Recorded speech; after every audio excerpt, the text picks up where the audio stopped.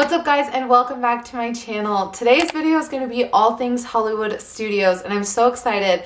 But I just wanted to do a quick introduction before we get into the video to tell you guys that I'm going to be giving you tips and tricks at the end of the video. There's going to be general tips for Disney World as a whole, as well as specific tips and tricks I think that you could use for Hollywood Studios to make the most of your day. I think that these tips can be applied if you have a baby or not. Some of them are obviously definitely baby specific, but not all of them. But anyhow, before we got into the video, I just wanted to say that, and now let's get into it.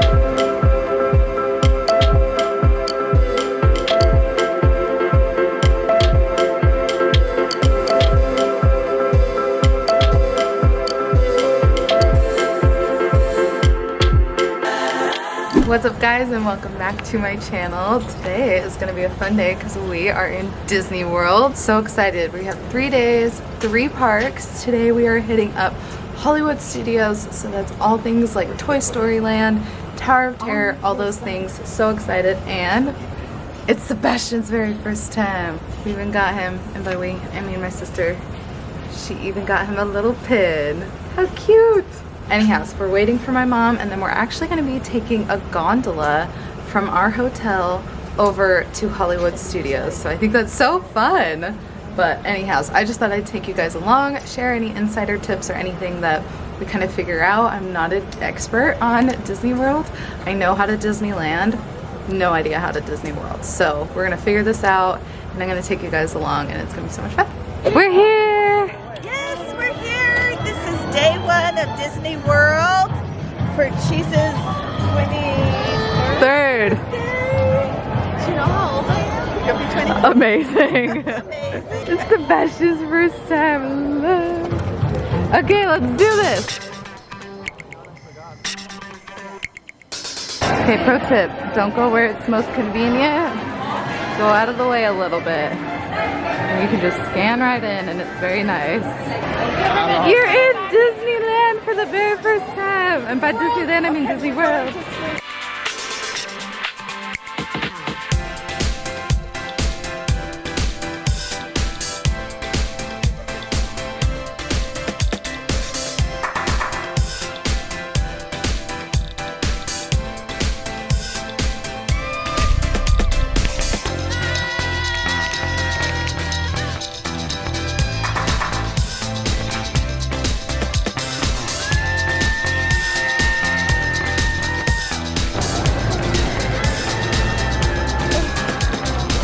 Cheers! Oh my gosh. Can you proper cheers? Ready? 3, 2, 1, cheers. Why you gotta knock all my sugar off? First try of the trip. Okay, so it is, What's up, guys? 9:30. You suck. It's 9:30. We've been here for about 2 hours and we've done 2 rides. So we did kind of work the fast pass system using the rider swap with the parents. So we went to Toy Story Mania. We got a rider swap for 2 people. And then Aubrey, my mom, went to ride it while I got in line for Slinky. And the Slinky line was way shorter than I said it was going to be. They said it was going to be 90 minutes. It ended up only taking an hour. But then me and Ruben rode that, and then we were able to ride Toy Story right after. And then my mom and sister were able to ride Slinky. So I don't know if that made sense, but if it did, I feel like that's how you work the fast pass system. You get rider swap for both, and then you just switch spots. So I don't know. We're going to keep testing that, but so far that's what we've come to. Mr. Bish Bash is not napping today. We're just having a good time.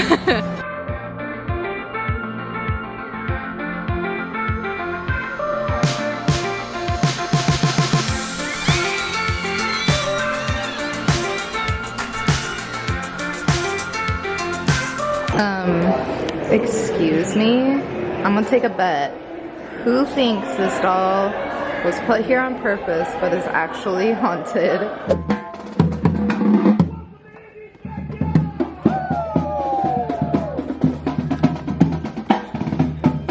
Okay, it has been a minute. We came and got lunch. It's Woody's lunchbox. I forgot to vlog before, but we got the grilled cheese and the brisket sandwich. I really liked the brisket. I thought it was pretty good. What do you think? My dad's girl made a brisket. He's too picky. But the brisket was good, so if you guys come to Toy Story Land, I would definitely suggest that. 90% of my food I'm getting from my friend Caitlin. She has a blog and an Instagram all about Disneyland and Disney World, so she's been giving me food suggestions. So this is 2 for 2 that she has suggested and have been really great.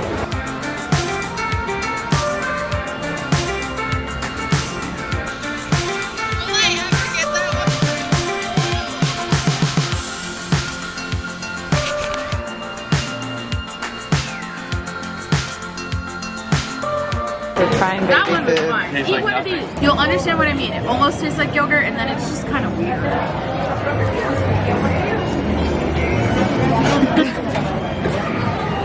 And a few napkins. Oh, he's taking it down like a Bad?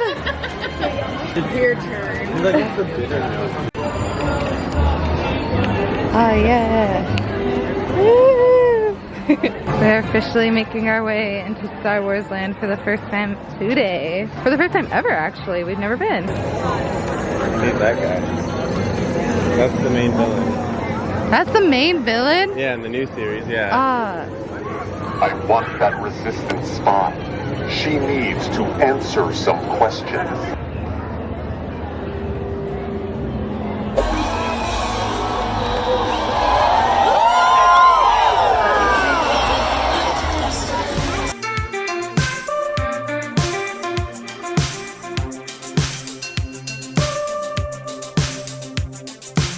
Okay, we didn't take the gondola ride this morning, but we're taking it now, and we got our own gondola. Woohoo!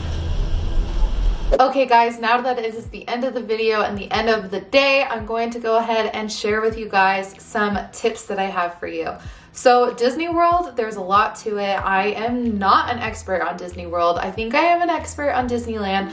I know how to work the system. I know like where to eat, what donut carts to go to, what churro stands to go to. Like I can give you like a breakdown itinerary exactly of what to do at Disneyland, but I'm not that great at Disney World. But these are just some tips that were shared to me from other people who are definitely more experienced at Disney World, as well as some things that we learned kind of along the way and with the trip. And I just wanted to share that with you guys. If you guys are planning a trip to Disney World anytime soon, whether you have kids or not, I hope that these can help you. So let's get into it. Okay, the very first tip that I have for you is to stay on site. Stay at any of the Disney World resorts, and that will help immensely. One, all the Disney World resorts provide transportation from your hotel to the park, and I think that's huge. And I'm just saying, as a general whole for Disney tips, don't drive to the park. Once you park, you have to take a tram to the park. You have to go through security. If you want to go from park to park, you have to take a tram back to the parking lot. It's a whole complicated mess. So make things easy on yourself, and definitely I think it's worth the extra money and worth a little bit of a splurge to stay on site. The second thing is to only do one park a day. We came to Disney World a few years ago and we just got a park hopper pass for, I think we had either 2 or 3 days. I can't remember.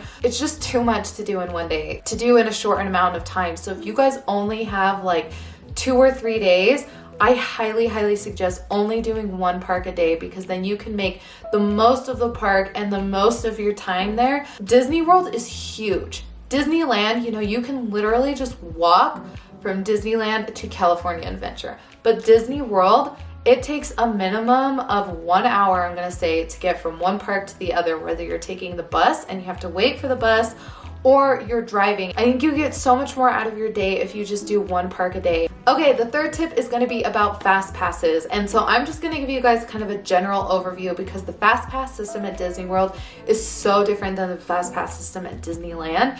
And it was so confusing to me. And so I kind of just, hopefully I can break it down for you guys so it's understandable for you guys, because I'm just used to the Disneyland way that things are done, where it's just like you get there, you buy your max pass, you can get as many fast passes as you want throughout the day, and you can stack them up. You can't only have like a certain amount, but at Disney World, you can only have a certain amount.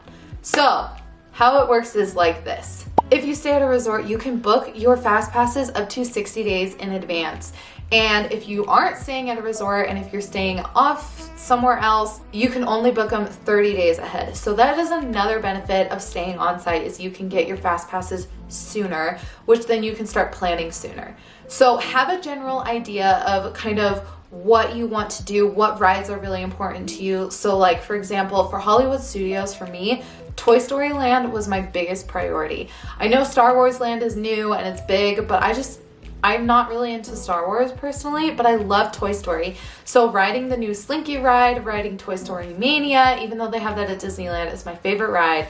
But just like Toy Story Land as a whole was a huge priority for me. So getting Toy Story Mania and getting like the Slinky Dog Dash, that was huge. Little man is going to join me because he was not having fun being independent today. So figure out what your priorities are. Just have like your top 5 list, and you can only book 3 at a time. And just keep checking if they don't have it. Sometimes people cancel theirs and then you can grab it, you know? So just keep checking for what you want and just have a list of like what you want to do in your head. I always would suggest trying to do the most popular rides and trying to get those fast passes. Okay, and here's where it's gonna get the most complicated, I feel like, is the child swap system. So if you don't already know what child swap or rider swap is, it is where, so if you have a little like I have who cannot ride all the big rides and you're booking your fast passes, what I personally would do for the next time is I would book, at least for the big rides, I wouldn't do it for the rides that he can go on, because if he can go on, I want us all to be together. But if he can't go on a ride, then I would highly suggest getting fast passes for like half the group to one big ride that he can't ride, and then getting fast passes for the other half of the group to another ride that he can't ride. Because then you can use the rider swap system, and what you can do is up to 3 people can ride the second time. So 3 people can go either twice on it, or you know, you can like mix and match and like swap out. So these people got to ride this ride, these people have a fast pass for this ride. So then the other group, my gosh, I hope this is making any sense. So then the other group will get the rider swap, and then once group A has ridden the ride, then group B can ride it using the rider swap. I hope that made sense.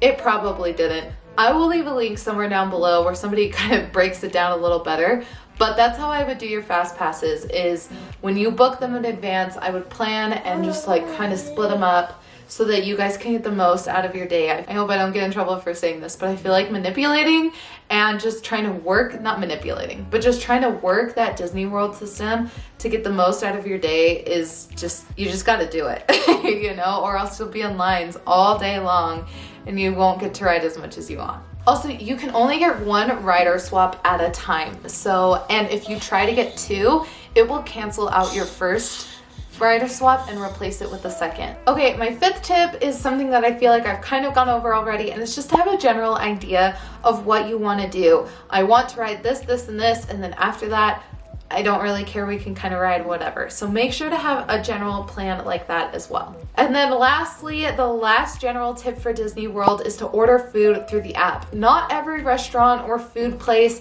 has an app or has like the ability to order through the app, but they do make it very clearly marked on the app which ones you can order online and which ones you don't have to. And how it works is you go through, you add your order to the cart, you check out, and then you kind of like walk over there, and once you get close enough, I would say once you're within like 2 minutes of getting to your place, then you click on the app, I'm here, and then they start preparing your food so that you don't have to get there, wait in the line, then wait for your food. It's all very like quick. That's another way to like utilize and like make the most out of your day, is by using that, because then you don't have to waste time once again in lines. Nobody likes to wait in lines, so make sure to utilize that.